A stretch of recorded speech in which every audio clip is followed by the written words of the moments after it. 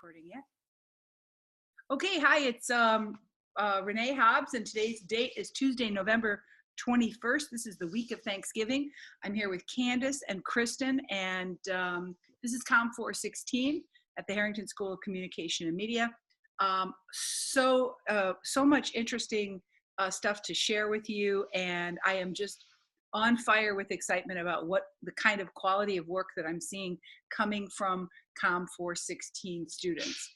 I guess the first thing that I want to talk a little bit about is your experience with tweeting about ISIS. Wow, what an interesting conversation developed on our COM 416 hashtag. I'm just going to pull that right up now to show it to you, but it's kind of amazing. What was the experience like for you of tweeting about the readings? What did you love about that, and what did you hate about that? You had to tweet about the readings this week, and man, you guys did such a good job. What did you like about tweeting about the readings, and what did you hate about it? So I was honestly a little nervous tweeting about using, words like ISIS or terrorism. Especially my husband's in cybersecurity and he works for the government, so he was slightly nervous as well. But I thought it produced some really interesting conversation, so I was appreciative of it after, but it is a little scary to think about. I observed that same sensitivity myself. I think it is a really interesting thing about we are thinking about the audience, the broad audience. Anyone could read that Twitter post, right? So that meant you had to pay a special attention to how you constructed it. Candace, what did you notice about the experience of tweeting about ISIS this week? I was actually going to say what you just briefly touched on. I think it's very interesting because it is such a careful subject, I'm going to describe it as. Everybody who composed a tweet was very well thought. I think that these sets of tweets were more well thought out than anything else we have written about on Twitter, just because, you talk about Nazi Germany on Twitter, and it's one of those things where, yes, you're being sensitive with the material, but it, for the most part, is no longer existed. Obviously, there's neo-Nazis and stuff like that, but ISIS is an ongoing, continual threat, and that is something that a lot of people are scared of today. There are not many people that don't know what it is, so I think it was very, I think I can applaud everybody because we all were very respectful of all of it, really. Yep, and I think you're totally right about that. And there was a strange kind of accident that happened between this semester that is worth reflecting on. Twitter upped its word count from 140 to 280. So how did that affect your tweeting? I think, Candace, you're right that these tweets do seem a whole lot more substantive, and it was probably the combination of things, right? The number of words you had increased, and the topic was super serious. But I also noticed, and how you guys actually interacted with each other. Of course, I asked you to do that, but you did that really well. So that was just thrilling to me. I was really pleased with a lot of different big ideas from the readings got out, and that I think was really useful to me because this topic is probably only likely to increase in its significance over the coming years. So I was really pleased. To everybody who is watching this video, I was just thrilled with the quality of work on that. And now I have this wonderful piece of news, which I guess I'll just share. I'll share it this way. So, I got to go to Germany this week and talk to high school students and university students about, guess what? Propaganda and fake news. This is like, this is my life now. But for the first time ever, I was able to use the work that you did, the Harrington School students taking the propaganda course, in sharing some of your work with people on the other side of the world. And I just have to describe to you how surprisingly well it went.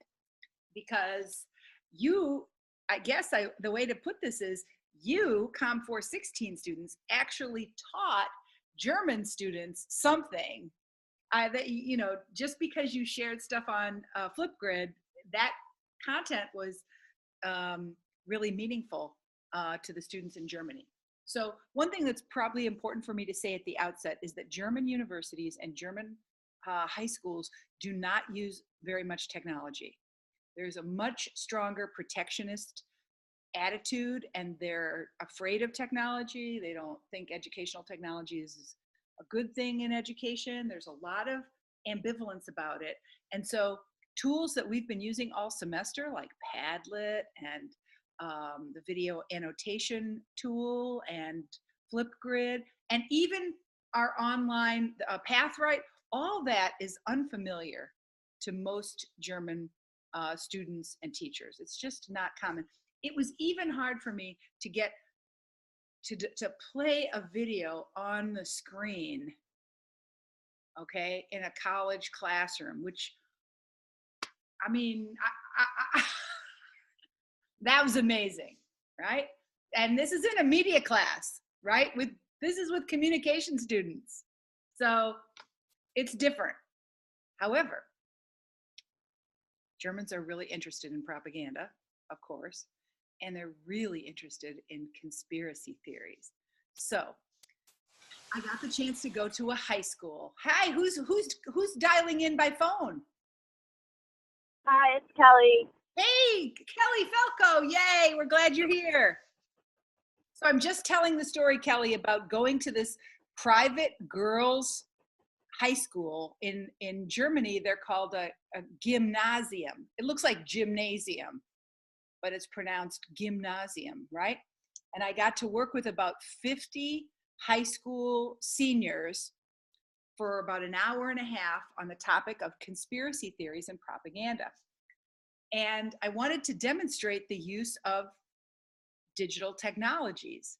So I talked a little bit about conspiracy theories and introduced them to the idea of propaganda. And then I had girls work with a partner or in a group of 3 at a laptop where they had to watch 3 videos from the Com 416 students who investigated a conspiracy theory. Do you guys remember the Flipgrid where you investigated a conspiracy theory?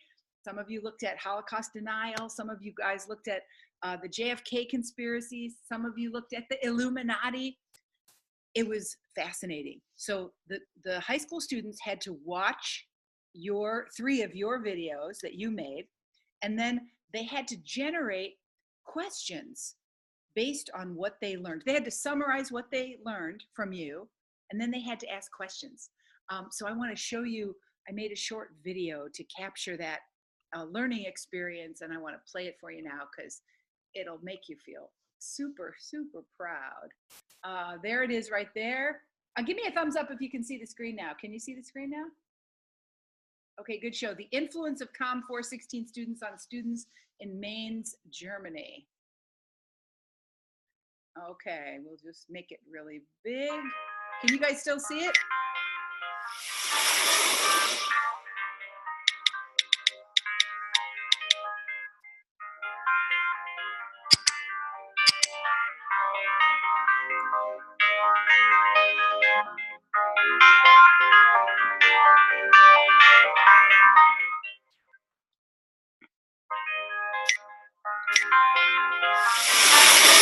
Students learned about conspiracy theories from the present and past.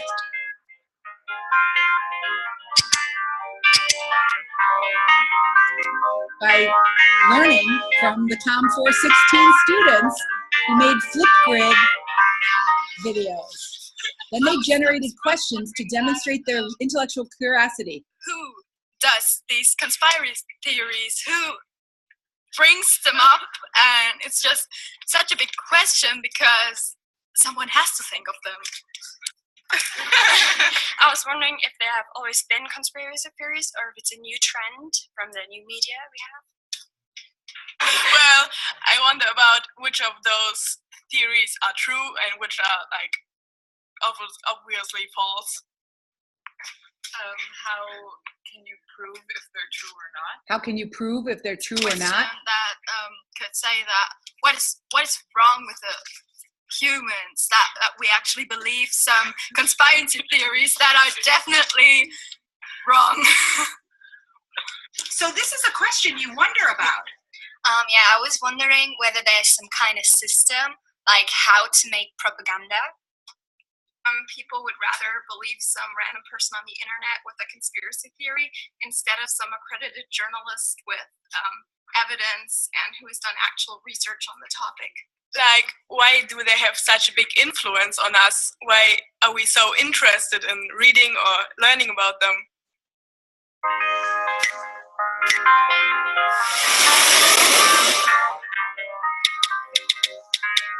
Okay, so you got the concept, right? So to me, one of the most... Wait, turn the sound off, though. So to me, one of the most interesting things about the experience was those questions that they asked reminded me of you guys like 10 weeks ago, right? At the beginning of the semester. And as those students were asking all those questions, I realized like my Com 416 students could answer all of those questions and like talk for 45 minutes, right? Right? It's true. So it really helped me think a lot about the whole journey, realizing that some of those very naive questions that they asked, just meeting you for the first time through Flipgrid, are actually questions that you have gained a lot of knowledge about. So I invite you to go look back at the questions that those students posed and think about which of those questions you've been able to explore in some detail. First, by exploring them from a marketing and public relations point of view with Ryan Holiday in Trust Me, I'm Lying. Then by thinking about the definitions of propaganda in terms of the kinds of propaganda that began being used in the early 20th century from our reading of Edward Bernays. And then our deep dive into history by looking at Nazi propaganda from World War I and World War II, but especially through the lens of Nazi propaganda. And now, finally, our look into the 20th century, including today's topic on ISIS. So I was really, I guess I feel a little bit guilty because maybe when you made the Flipgrid, you didn't anticipate that your audience would include people from Mainz, Germany, but in part because you picked a topic that was interesting to you, in part because you found some really interesting information about conspiracies. That page of conspiracy theory as propaganda is a really useful site. And so I'm going to be monitoring it over the next week or two because I suspect that the high school students from Germany are going to want to talk back to you and maybe even, wouldn't this be cool, add some of their own familiarity with propaganda from Germany. Because my guess is the propaganda that they encounter in Germany might be a little bit different. One that they told me about was chemtrails. Give me a thumbs up if you're familiar with chemtrail, the chemtrail propaganda. Have you ever heard that propaganda? Candace, what is chemtrail propaganda? Or chemtrail conspiracy theory? So, I could be wrong about this, but I'm the type of person that watches YouTube videos a lot, so I'm pretty sure I know what it is. Again, correct me if I'm wrong, but when a plane flies in the air and that like white smoke that follows, the conspiracy theory is that that trail is chemicals being released into the air. Do you want me to tell you what it really is? Yeah, go ahead. Okay, so it really, this is cool to me. So what it really is that depending on the weather conditions of the day, how fast they're flying, the altitude, if it's cold, hot, humidity, all that kind of stuff, that is what actually makes the trail. Oh, wow. That's brilliant. And so, and I especially like you debunked the conspiracy theory, right? So you expressed what it was, and then you gave us the scientific evidence for it. Bravo, my friend. So I'm really fascinated now with this idea of intercultural dialogue about propaganda. And that's kind of what's going to happen next week after Thanksgiving.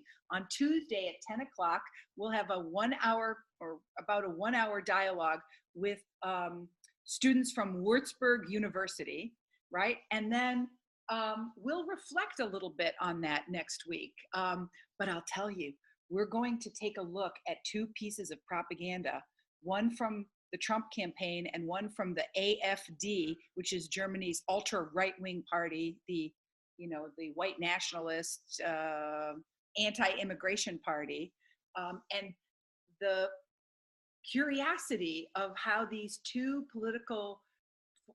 forms of political propaganda are so interestingly have such an interesting set of similarities. So I feel like next week, I just can't even, I mean, I'm really happy about Thanksgiving and it's really great. I'm going to get to spend a lot of time with my family, but I'm really looking forward to next Tuesday because I think the German students are looking forward to meeting you, and I think we're going to learn a lot from them.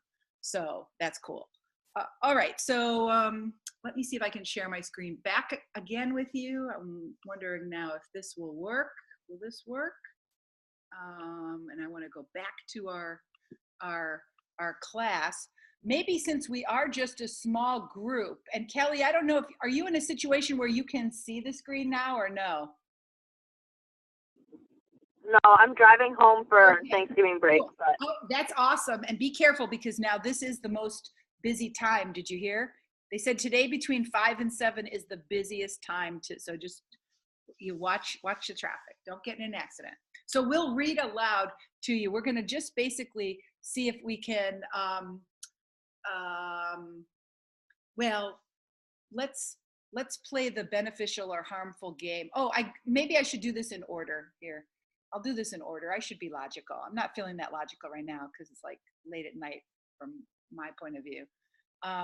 This is a reminder that Leap 4, Create to Learn, is due on Friday, December 8th.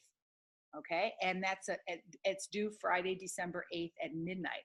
This is a really cool assignment where your job is really to do that important work of synthesizing, reflecting on what you learned in this class, and step back and think a bit more deeply about it, right? Summarizing information that you learned and especially looking at connections between ideas.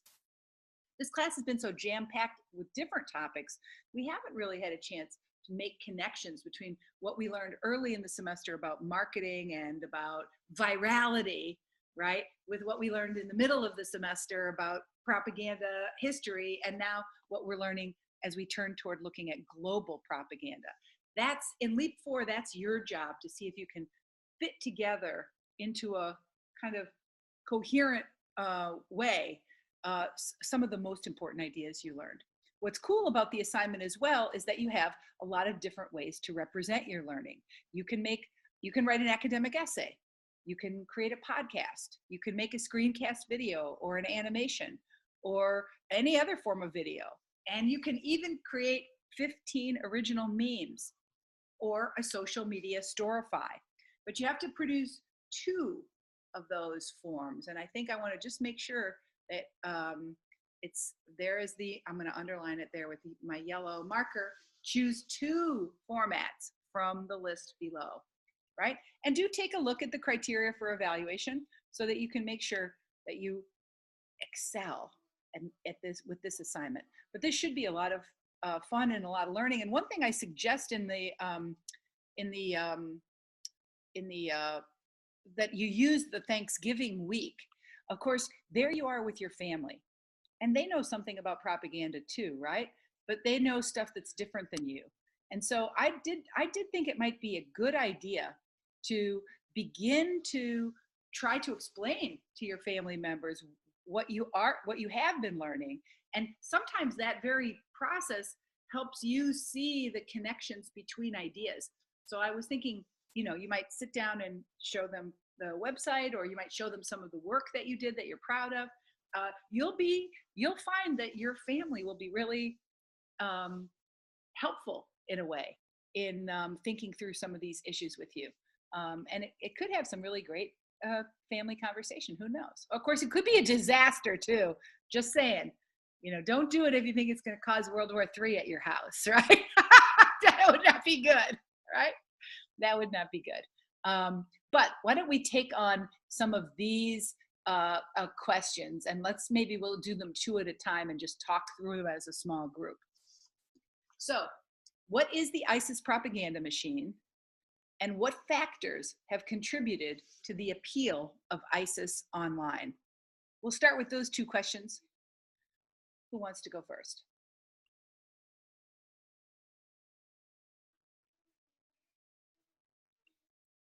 What is the ISIS propaganda machine, and what factors have contributed to the appeal of ISIS online? I think I can start with this one.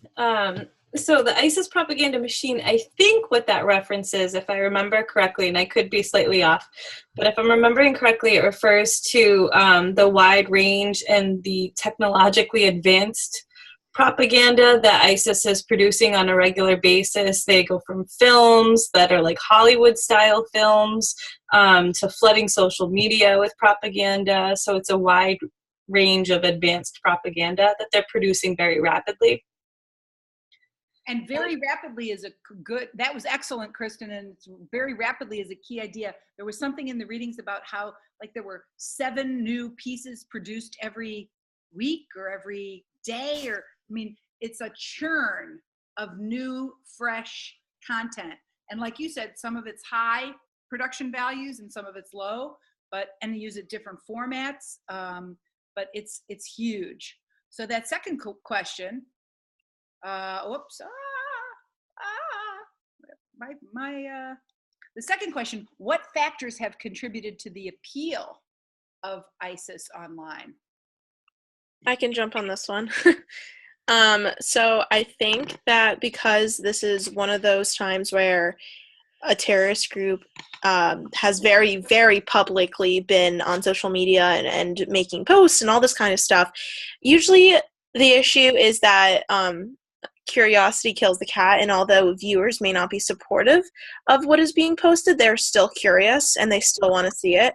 And I know for me, for example, I'm that first person that's like, oh, like, what does this link lead to? Like, I'm curious, or what is this post? Because not that I'm clicking on it to be, you know, a supporter or this or that. It's because I want to see what's going on and have an opinion for myself. And people usually, and that's what social media is. It's a way to get involved and see what's going on. Yeah, exactly. And your comment, Candace, really nicely connects to this issue about question number 4. And I'll just put that up on the screen now if I can. Let me see if I can do that. Question number 4. Your comment makes me think about question number 4. What is the line between having sympathy for a terrorist group and actually supporting them? And I was fascinated by this idea as it came up in the readings because, you know, the tension between the Sunni and the Shia Muslims has been around for a long, long time, right? And in some ways, it would be kind of natural to have some appreciation for the set of cultural values that are about solving the problem with the Palestinians, addressing the big structural inequalities in some parts of the Middle East.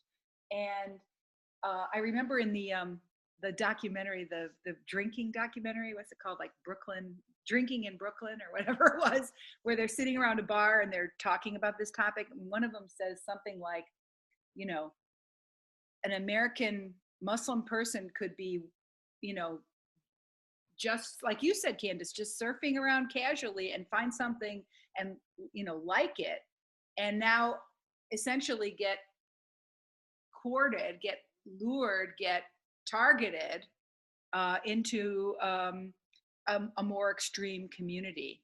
And I thought that, so there is no real bright line. And that is an interesting problem. There is no clear bright line between having sympathy for a terrorist group and actually supporting them. And in our country, freedom of expression in the First Amendment means you can have sympathy for a wide range of really terrible things legally, right? But that's not so true in other parts of the world. So let's see, what other of these questions should we explore? Oh, we have to talk about homegrown terrorists, right? That was to me, that's a really fascinating thing, and it's kind of so relevant to what's going on in the news today. How about that question? And should we discuss this? And Kelly, I wonder about your thoughts on this. The question is, I think it's number 6. What does the term homegrown terrorist mean? And why has this phenomenon risen in the past 15 years? What's a homegrown terrorist? And why is that concept something we never used to talk about, and now we hear about it all the time?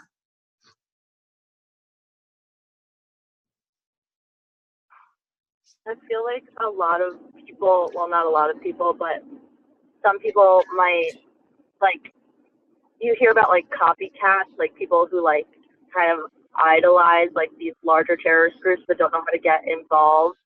And then they kind of just search up on the internet. Like, I think the video where they were in the bar, they were talking about people just, like, the Boston bombers, they just, like, Googled, like, this event and, like, how to make a pressure cooker explosive, and then they just kind of did it.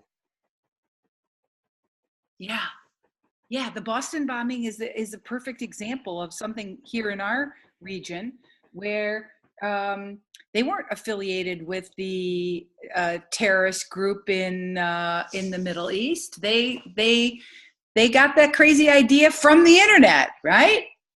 And that brings us to the topic of jihadi cool. So what is jihadi cool, and how and why does some forms of terrorist activity have appeal to some target audiences?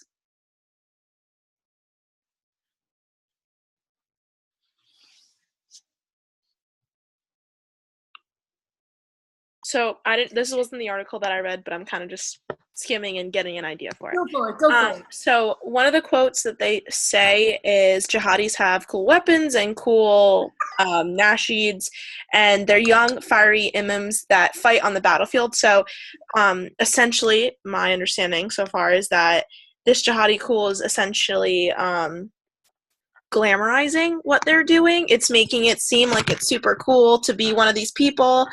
They go on social media, they fight with all these things, they're on the battlefield, they have cool weapons, like, this is who I want to be, this is who I'm, looking at, I guess. Spot on, Candace, and I especially like, and this is the technical term, it's glamorized, right? Because there's nothing more glamorous to a teenage boy than big weapons, right? Mm-hmm. And it's the same here.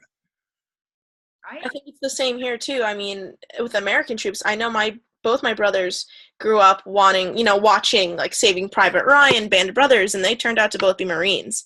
So it's very similar here. It's absolutely a fascinating thing. I think in some ways, because ISIS culture can be glamorized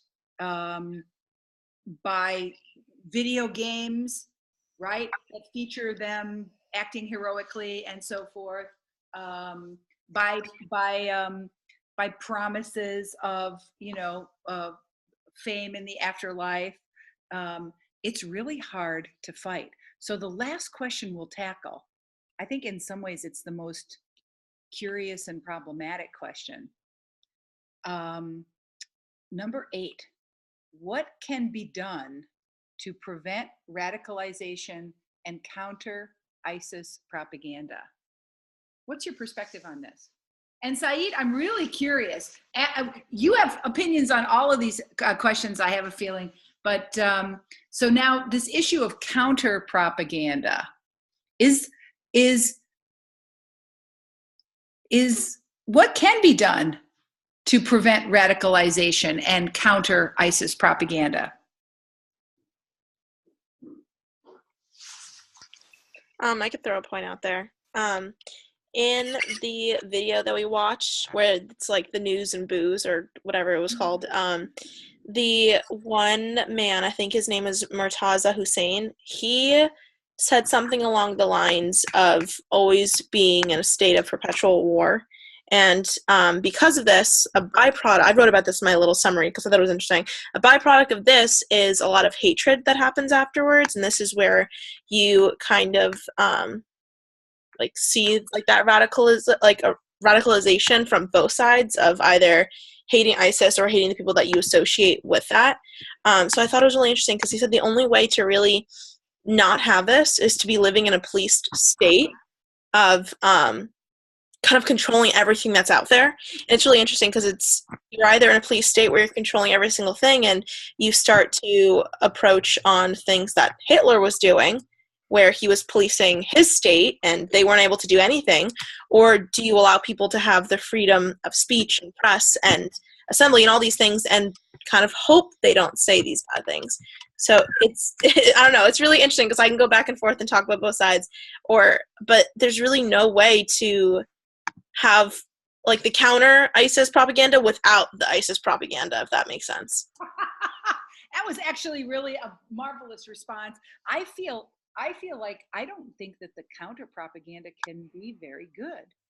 I don't think a PR firm produced by a government is going to be able to. I don't think you can fight this kind of propaganda with propaganda. But like you said, you could fight it by closing down freedom of expression altogether, and then that would have disastrous consequences. That actually brings us a very nice transition to Saeed. Saeed, how is ISIS depicted in Turkish media? What is the narrative about the kind of propaganda that you see in Turkey, and what's your take on whether or not something can be done to prevent radicalization and counter ISIS propaganda? As you know, Turkey is a Muslim country, and in Turkey, on the media, it's a radicalist Islamic group, and lots of time share their action is related to some radicalist behavior in the Iraq and Syria, and it's not a sympathetically, or it's not a good reaction for them. Is there sympathy for ISIS in Turkey? No, it's not a mainstream media, but the small radicals group support ISIS, but it's very small. But the main media doesn't support ISIS or radicals behavior. I think is lots of Turkish people doesn't support ISIS or radical Islamic group. It's another Islam. Right. And so what do you think? Do you think that preventing radicalization is something that can be done through propaganda or not? I think it's not, because it's just like a radicalist propaganda, use them, the radicalist propaganda, and ISIS sometimes fighting in the Turkish army in the east part of Turkey, and it's a terrorist organization. Hmm. in the media. So has the Erdogan government done any public communication, or have you seen any ads or messages that are encouraging people to No, protect ISIS? no, no. They doesn't support ISIS. But are they doing anything to fight against it? Yeah, actually true. Hmm. Hmm. Okay, thank you so much. So one of the things when I was in Germany, they shared with me that just had me totally freaking out was this video I want to show you next, which confused the hell out of me. And so that's partly why I wanted to discuss it, because it was like so fascinating. So I'm going to show you a video. It's a very peculiar video. And as we watch it, we're going to see if we can ask and answer those 5 critical questions of media literacy. Who's the author?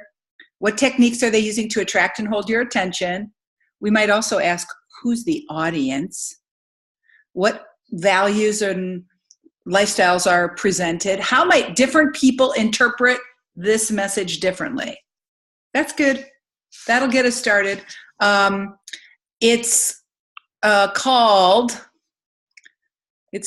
hold on here.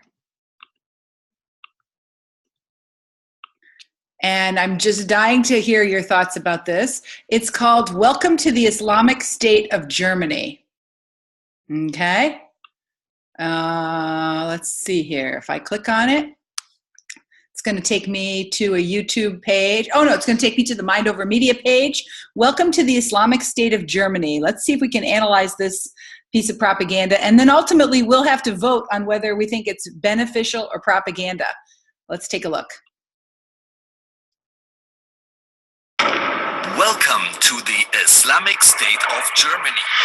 Infiltration through Syrian refugees has allowed our brave jihadi fighters to conquer, conform, and convert Germany, extending our caliphate.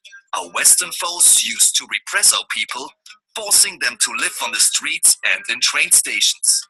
Now, thanks to our Caliph Abu Bakr al-Baghdadi, they are able to live as they deserve to live, enjoying everything Germany has to offer. And so can you. Hike through the Black Forest in the southwest region of the Caliphate. But don't forget to watch out for IEDs. Celebrate the arranged marriages of future jihadi soldiers at Oktoberfest. You can even sell your daughter or sister to be married. Pray at the new Cologne Cathedral, now a place to sing praises to Allah. Head east to the capital and largest city in the country, Berlin. The Brandenburg Gate, once a symbol of peace, now represents our Islamic power. Celebrate our Mujahideen soldiers engaged in jihad as they fearlessly continue the fight in the name of Allah. Experience a new culture of Islam. Come see.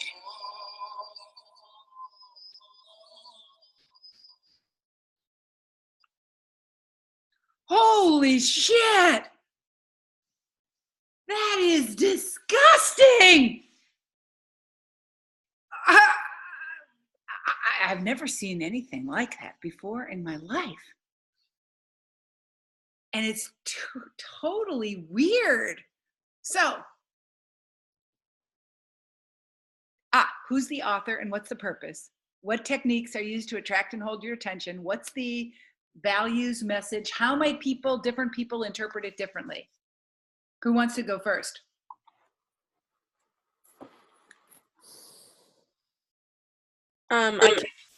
Kristen, you can go. I was going to say, I'm totally confused by that video. Oh my gosh, was that created by the German government? Oh my God, I hope not. Now, I did see that it's actually, this is going to freak you out. It says it was created by the Secure America Now. Secure America Now. I don't know. I guess so. The purpose would be, I guess, to make, I don't know, to extend to make Islams in Germany feel, or Muslims, I should say, in Germany feel supported. I don't know. I'm really confused. I'm really confused. That was just really bizarre. Yeah. So there's one possibility. Candace, what do you think? It's okay. It almost YouTube. It like seems like a parody of a takeover video. Right? Like it seems like we're gonna take over Germany, but we're also making a joke about it. I don't know.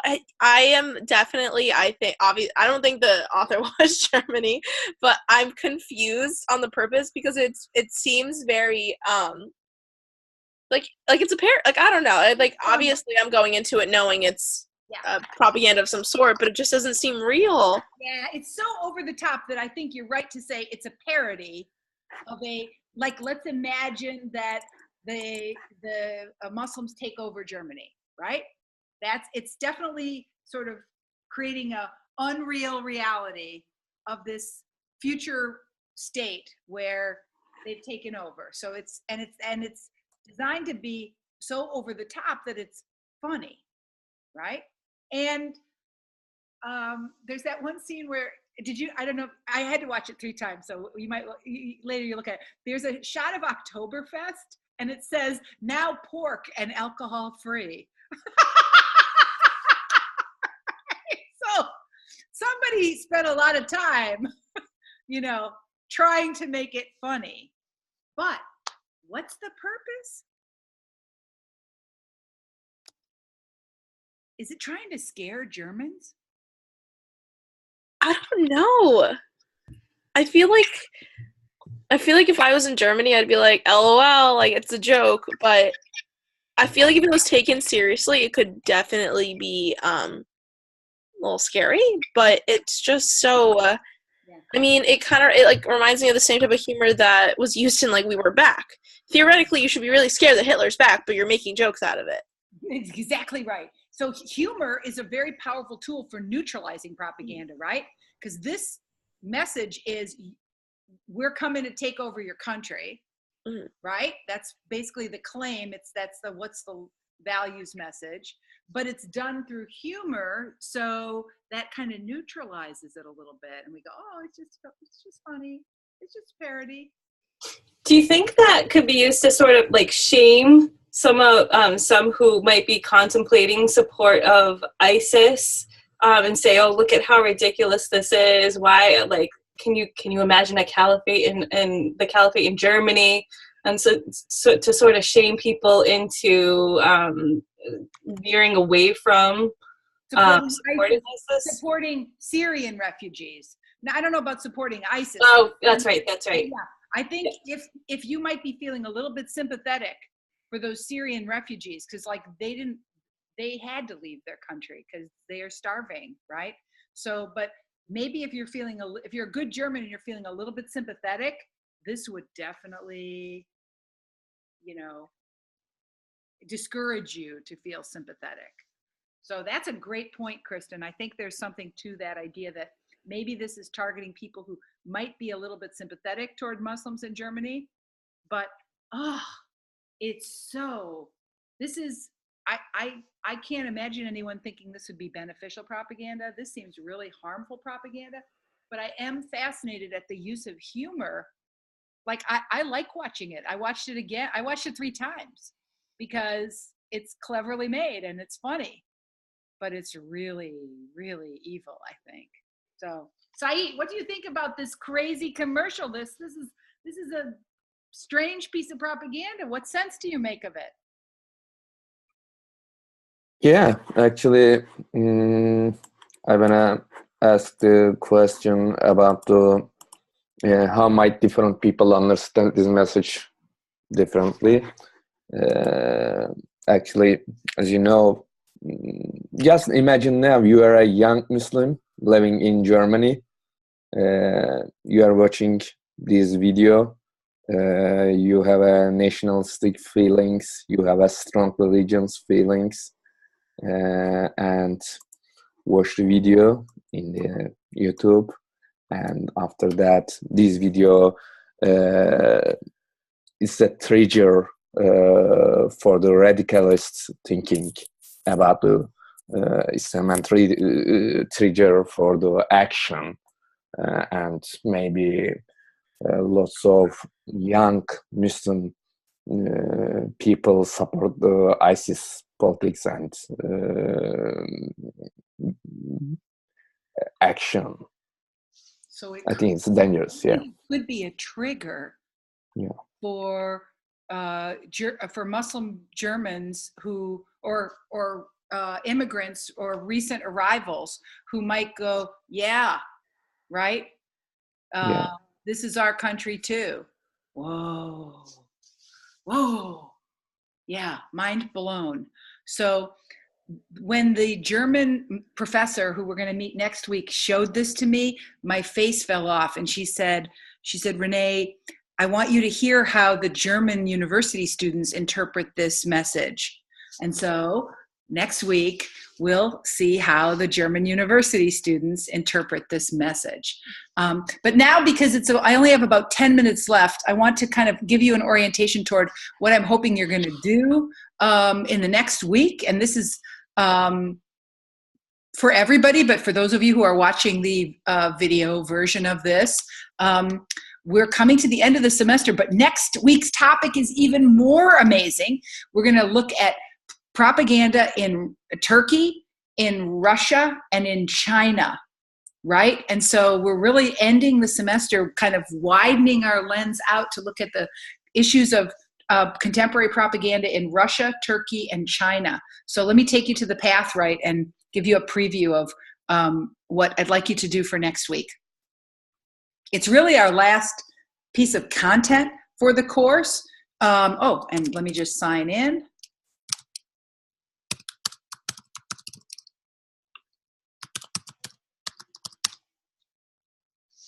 Oops, sorry, we didn't recognize that password.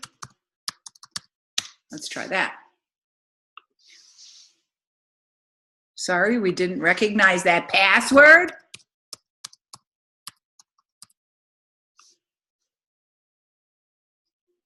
Come on, what am I doing wrong? Let's try signing in with Facebook.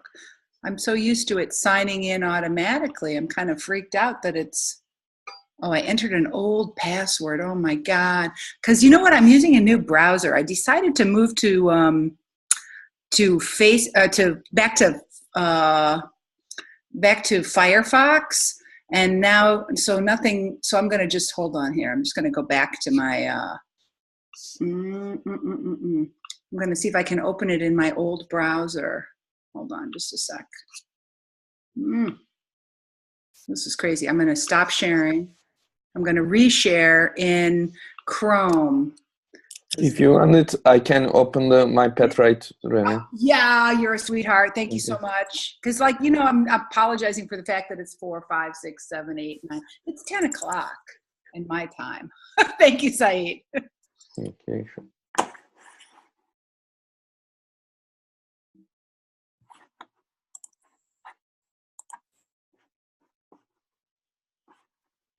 Sorry. So the path right topic for, we can see it now, good show, is global propaganda. You're going to have some choice like you had before, but here are the tasks that I'd like you to complete. Global propaganda. So the theme for next week is propaganda is an essential tool of power all over the world. We'll take a look at Russia, China, and Turkey to see what propaganda looks like today. So we are going to have 2 classes in one day, which is weird.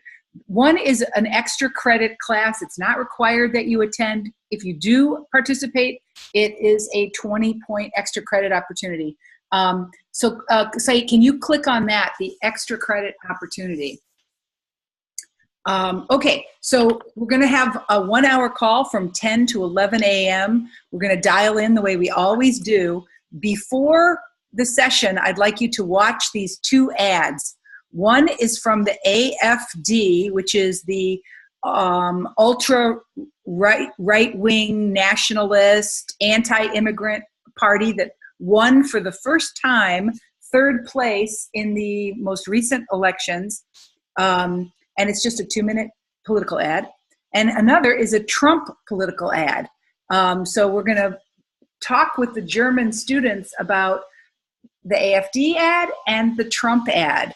And we're going to try to look at similarities and differences. Cool. Okay, Saeed, we go back to the next activity. So political campaign videos from US and Germany. Same thing. I don't know why I put that in there twice, but I'll see if I can fix that. Okay, now we're doing some reading. The reading activity is worth 10 points. So learn more about global propaganda in China, Turkey, and Russia. Select 2 articles and 2 videos from the list below. Most of these are pretty short. Read and then compose 4. I'm really wanting you to tweet up a storm this week. Read and compose 4 well-formed tweets to represent key ideas for what you learned.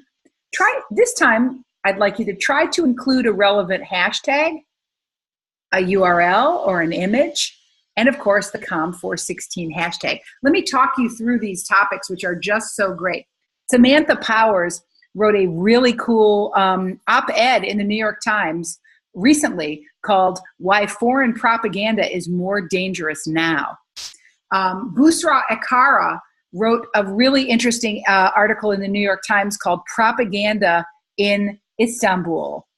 And then there's a political ad from Turkey that features, just a lot of beautiful places in Turkey and quite a marvelous little narrative.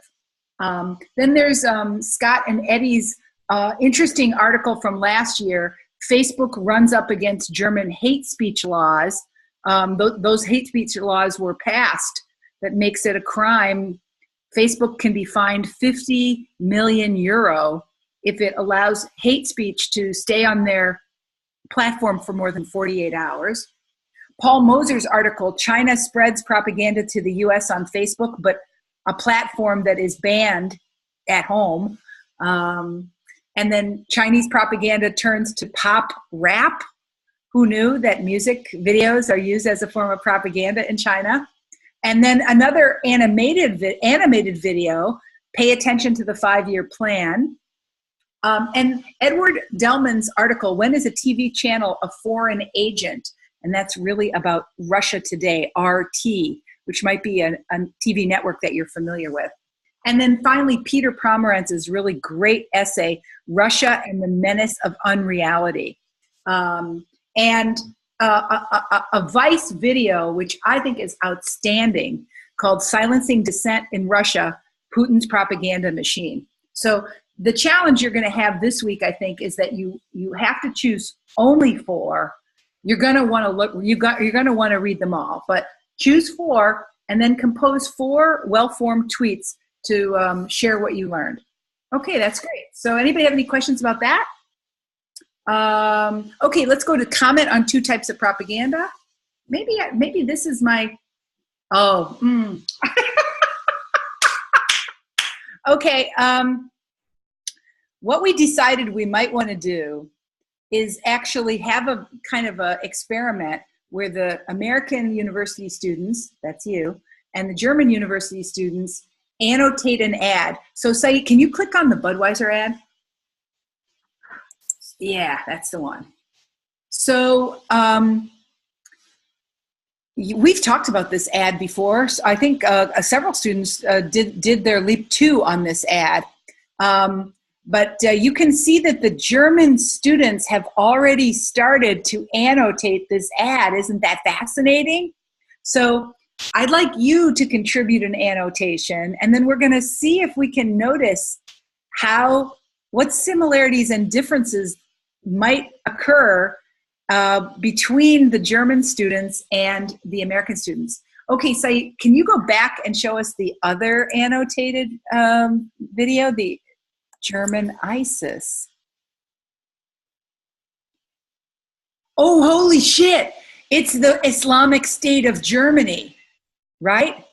And so again, these comments right now have the German students commenting on this video. So if we do this to prepare for next week, it's going to be fascinating, right? So I hope you enjoy that. Cool.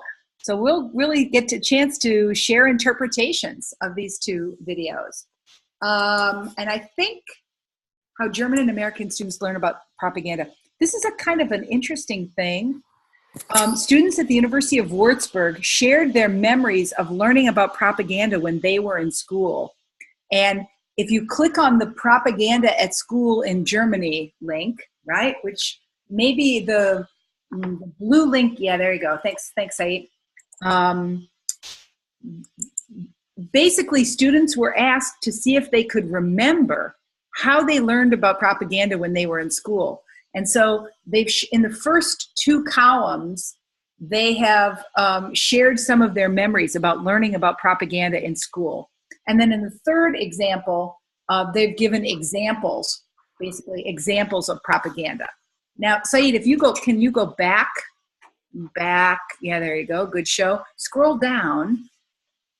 We've got something similar. They want to know from us, how did we Americans learn about propaganda in school? And so I think was it you, Aaron, or was it you, Kelly? Somebody's already contributed to this.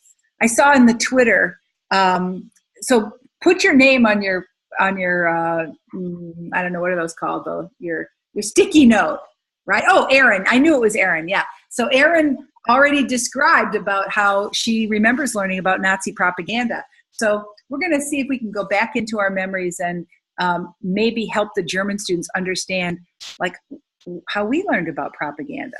Because my guess is you probably did learn a little bit about advertising, and you might have learned about public service announcements, right? And maybe you didn't learn about propaganda at all. Who knows?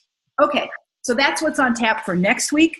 I'll plan to see you all of you on at 4 o'clock, Tuesday the 28th. And hopefully you'll join us for the intercultural dialogue. We're really experimenting with this. We're not sure, can we have a meaningful learning experience given our differences in our cultural backgrounds and our media systems and our life experiences? Of course, the German kids speak English better or less well, so they might be shy and nervous, but you're gonna make them feel like right at home and happy and warm and fuzzy, and they'll be so happy they're gonna invite you to Oktoberfest next year. All right, I'm signing off. I'll see you guys next week. Honest to God, Candace and Kristen and Kelly Falco, I worship you all for being part of this. Thanks to Saeed for staying up late for this class, and I'll see you guys next week. Happy Thanksgiving.